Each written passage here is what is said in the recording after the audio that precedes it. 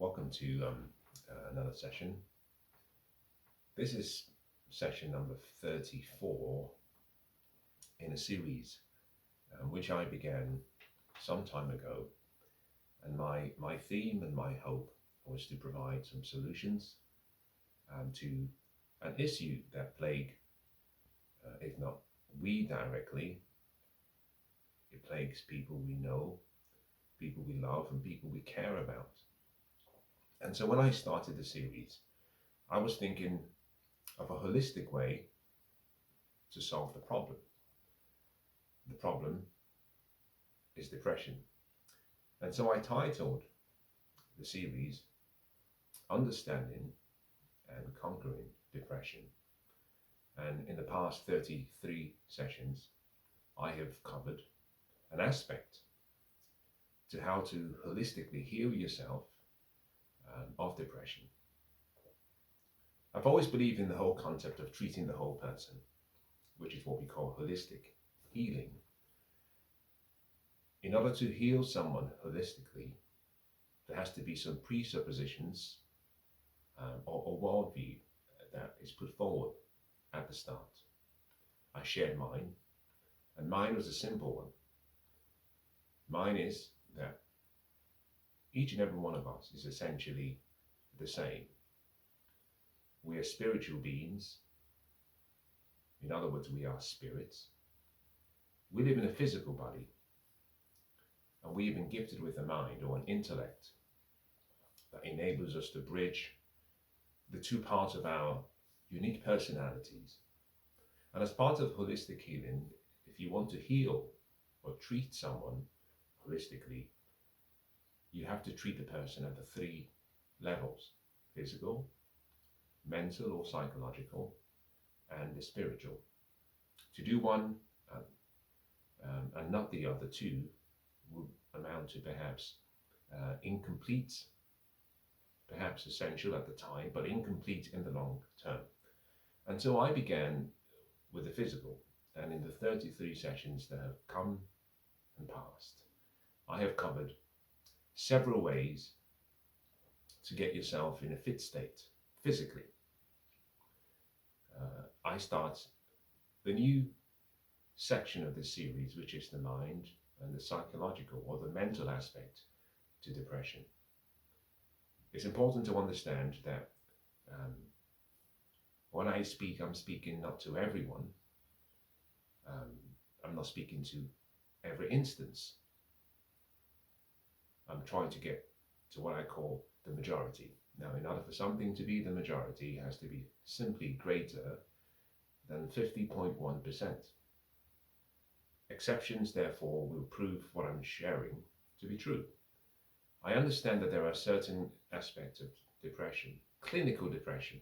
Now, I cannot speak to that because it requires medically trained, competent clinicians, psychiatrists, psychologists, psychotherapists, doctors, and more to assist.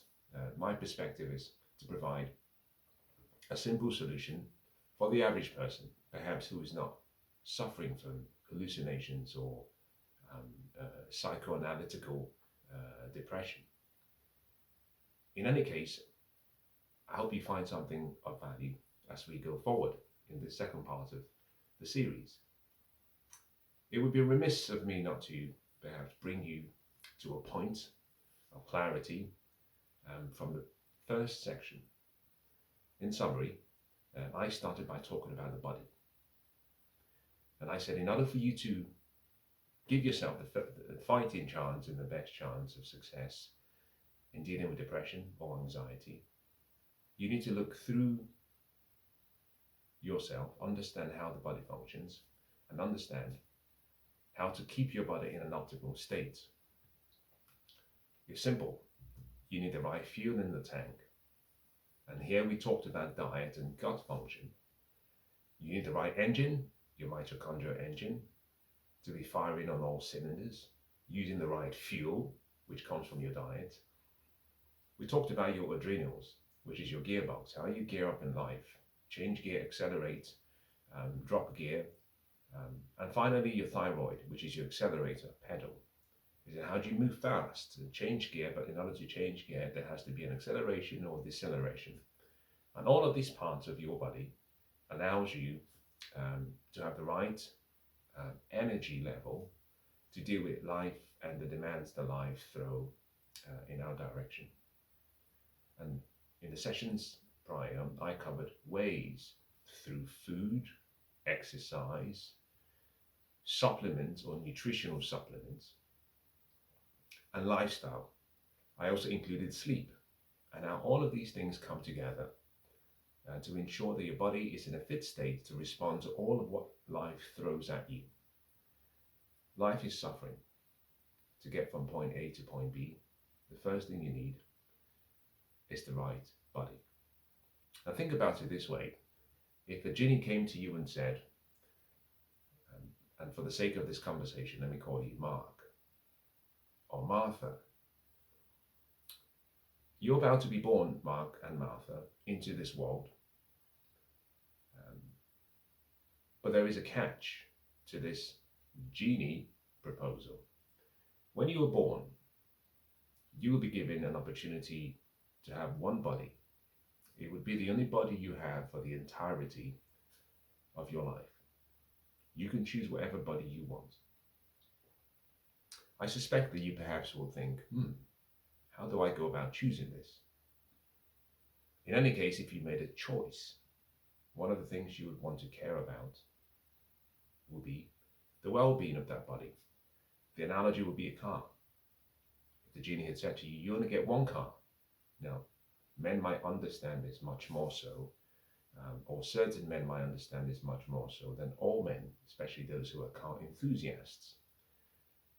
Some women might understand this more so than most women, especially those who are really interested in cars. So this analogy perhaps doesn't apply to everyone, but I hope it serves a purpose. Similar to the genie saying to you that you have one body to choose. If the same analogy was played as cars and you were told, well, all of your life you get one car. You get to choose whatever car you want. If you want the Tesla Cybertruck, you can have it.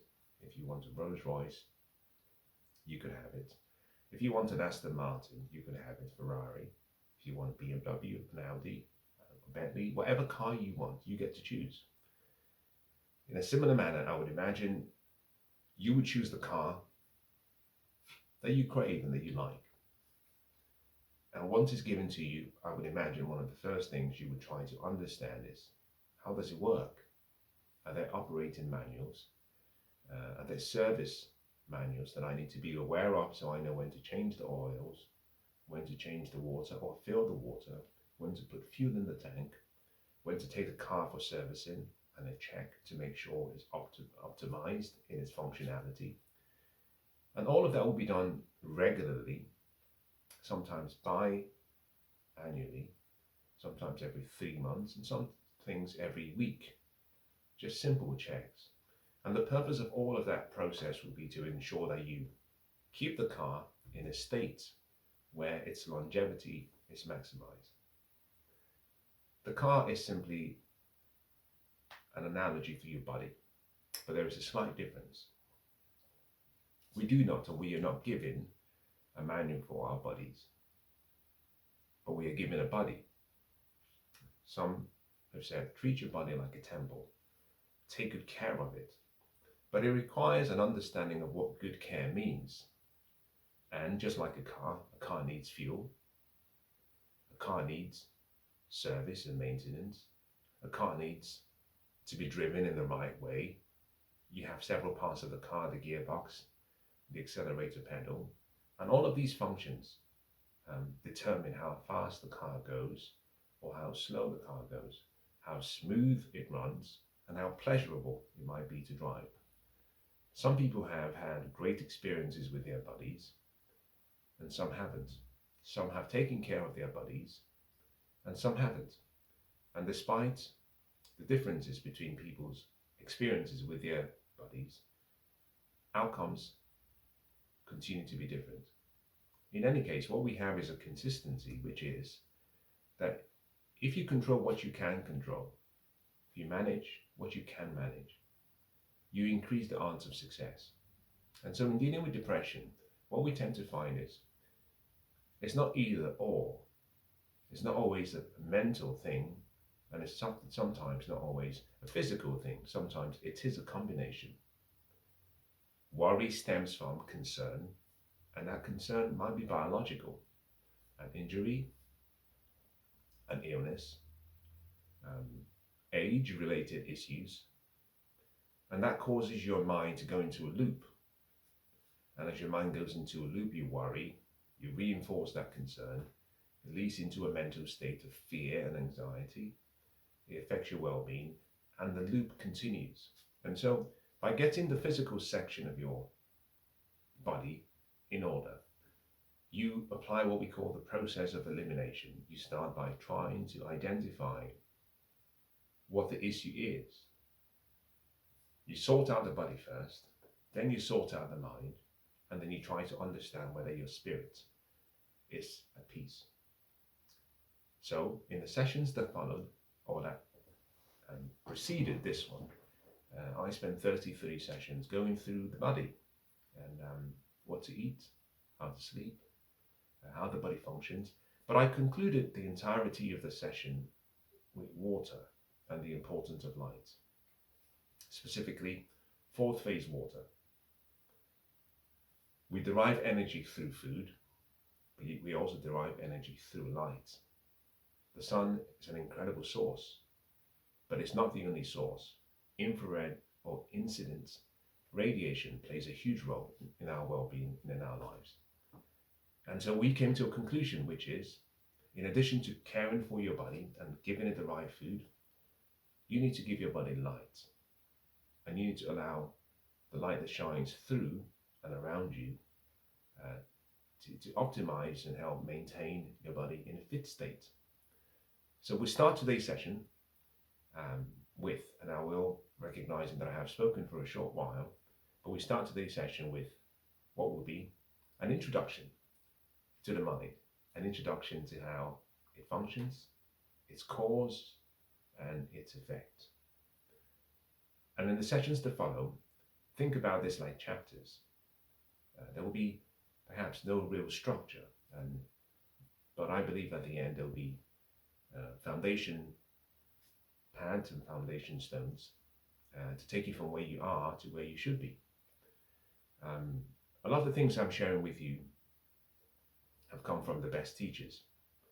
I think by the end of these series that I'm producing with regards to depression and understanding how to deal with depression and conquer depression, I think it will be the most comprehensive out there. Not because I say so, and not because I have pulled it together. No, I say so simply because I've learned from the best. I've learned from people who are very generous with their knowledge and who've shared their life's work. And therefore, I have simply collected and pulled together the best that I can find at this present time. And I've tried to consolidate it and condense it into a way that for people can understand. I apologize, I'm not the best speaker. I'm definitely not the best teacher. But if you can shut your eyes and listen to the resident speak and listen to what's been said rather than the manner which has been said or the person who is saying it, perhaps there might be something to learn.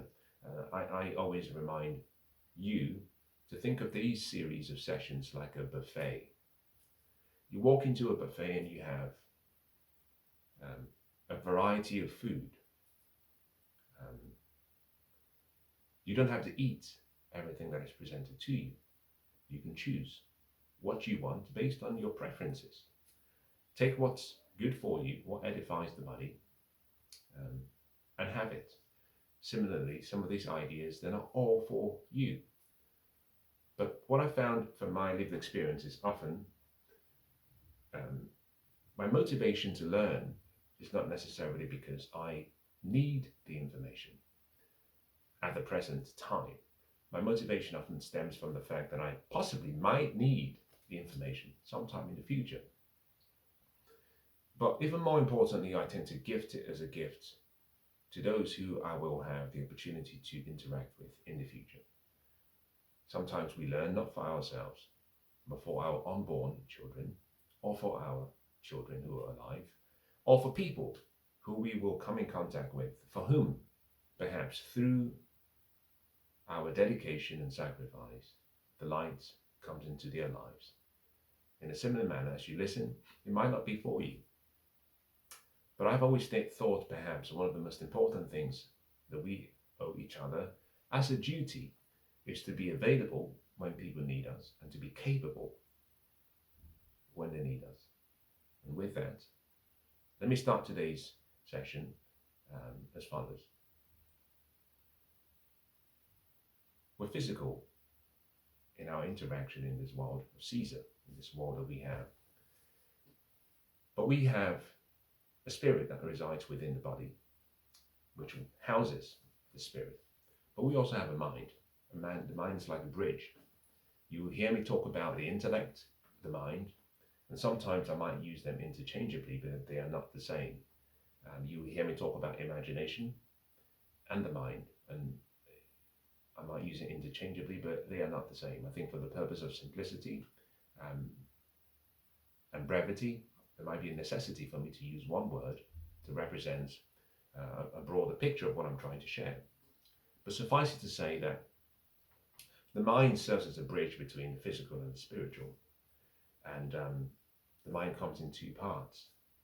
There is the conscious mind, or the upper mind, and there is the subconscious mind, or the lower mind. Now, by upper and lower, this is not a distinction in terms of, you might say, hierarchy.